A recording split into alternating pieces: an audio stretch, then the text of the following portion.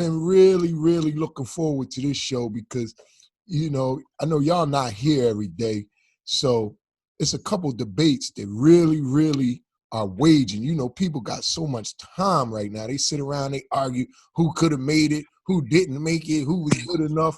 So we can inform two of the most important debates in Philly.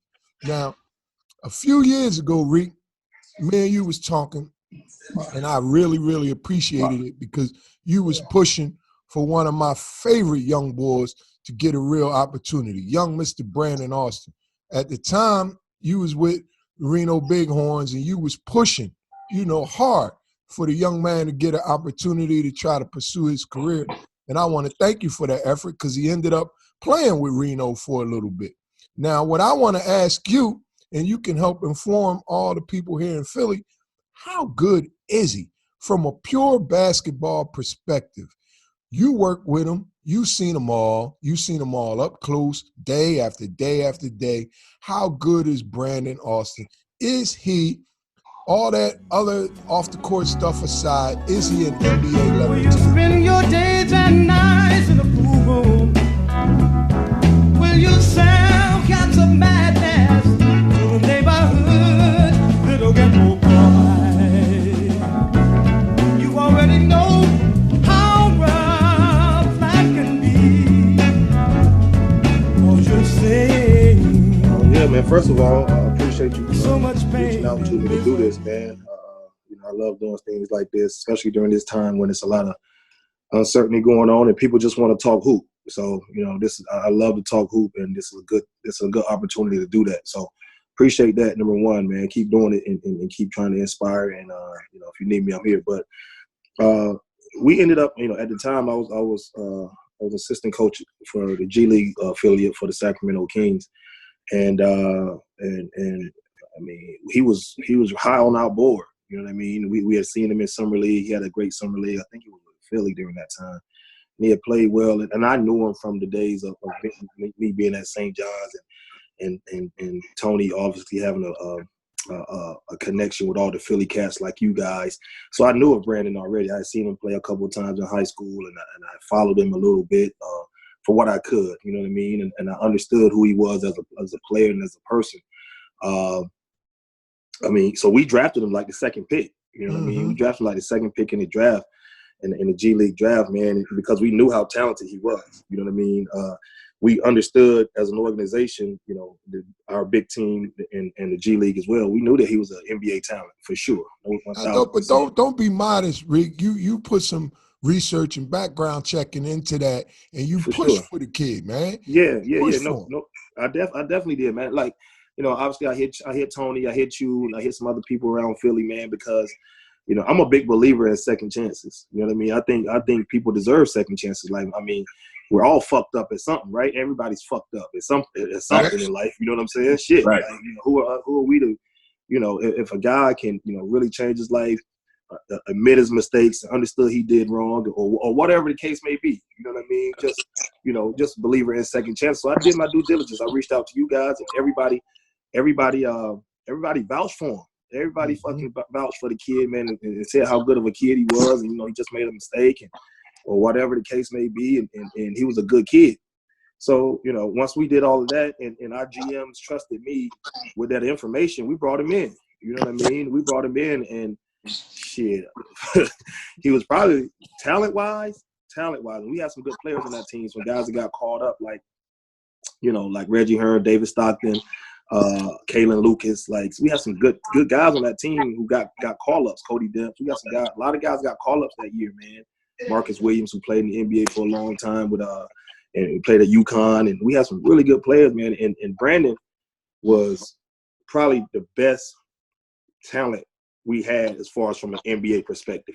He could shoot, pass, dribble, crazy IQ, had all the shit to his game, could defend, played hard, and the most important thing, man, he played to win all the time. Like, he had that tough Philly shit about him, that he wanted to win. He just wanted to win the game, like whatever it took to win the game.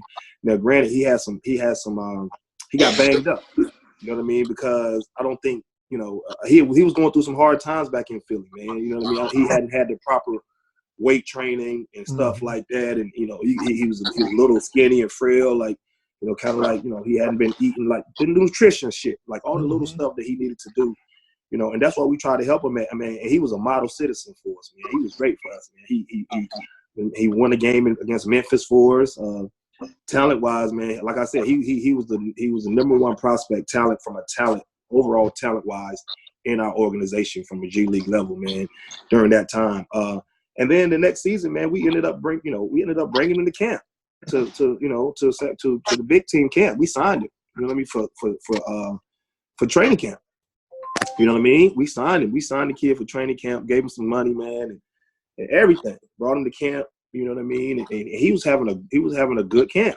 He was having a good camp, man. That following season, he was having a good training camp. He was right there. You know, Coach Yeager loved him. You know what I mean? The head coach at the time, and he was doing great. He was doing really, really good, man. And just the circumstances that was going on at the time, man. You know, management decided to go another way, and it was what it was, man. But talent wise, man, and he's really, really good, man. And I'm proud to see him still doing his thing a little bit here and there. I check on him. He checks, you know, he hit me all the time, and I check on him. Make sure he's doing the right thing, man. And just try to be there for him, man, anytime he needs me. And but to answer your question, I'm trying to answer your question all the way, Dale. If going into that draft, everything was the same, no doubt about it. He's a top 25 pick. Not even close in the NBA. Whoa. That's even close. A strong statement from you, man. Yeah. Well, yeah, I mean, I've been around this shit for a long time, man. But Brandon Austin can hoop, man. He can, like I said, he has a great basketball IQ. He can pass, dribble, great isolation game. He understands plays. He picks up on plays really, really quickly and defensive schemes really quickly, which is a lot of people don't understand. Like, you can't fuck up our ATOs. You got to know the defensive scheme. You got to know the offensive scheme. You got to know what we're trying to accomplish as a team. And you got to be a winning basketball player, willing to make winning basketball plays. And that motherfucker did all that. You know what I'm saying? He did all of that, man. And he was a great kid. And the guys liked him, man. But here's one thing about him, though, man. And he had trust. You know, he didn't really trust everybody. You understand what I'm saying? You know, he could tell that, you know, he had been, you know, some people had fucked him over kind of, and he didn't trust everybody, man. But he trusted me, and I love him to death, man. And I remember we had New Year's Eve in Memphis, and he came, like, we just down, you know, we downstairs in the lobby, man, and eating, and, you know, team and other coaches, and he's like, Rick, man, you the realest coach I ever been around. You know what I mean? I love you for that, man. Like, you just, like, you know, coach, I believe in you. Thanks for believing in me, man, giving me a chance. You know what I mean? And that's what I'm about. That's what I'm about, man.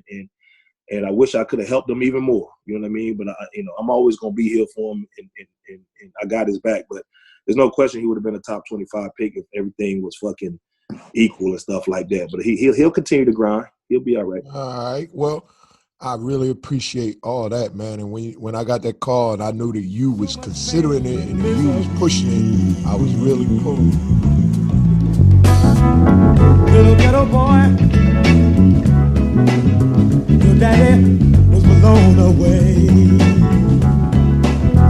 He robbed that grocery store. Don't you know that was a sad, sad old day? All of your young life you've seen such a misery and pain.